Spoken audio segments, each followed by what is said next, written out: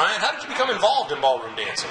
Well, Chuck, it was actually a very interesting situation. I didn't actually get involved in ballroom dancing initially because I wanted to, but it was actually more or less by accident. I was dating a lady at the time, and we decided we wanted to try some different things. And so we decided to take a class together. And we took the class, of course, and I realized how much fun it was. And what was even more interesting was that because of my background in music, as well as, of course, in freestyle dancing and even my martial arts background, I actually picked up the steps very, very quickly.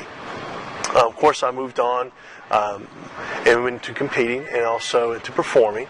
And, of course, from that point, I started working with different coaches.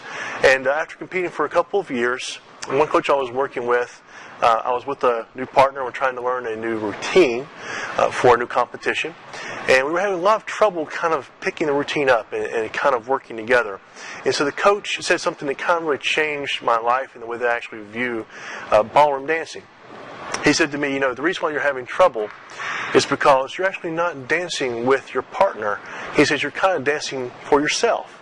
You're kind of leaving her behind. He says you should never, ever leave behind your partner or outdance them.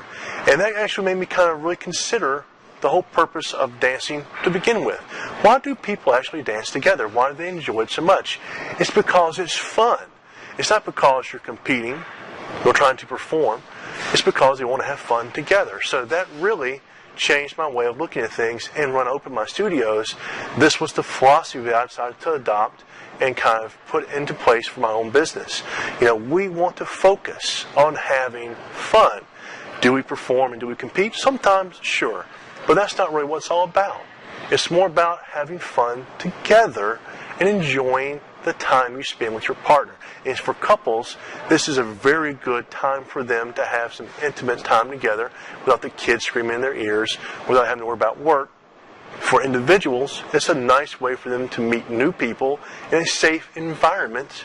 And again, the social aspect comes out in what we do in this regard.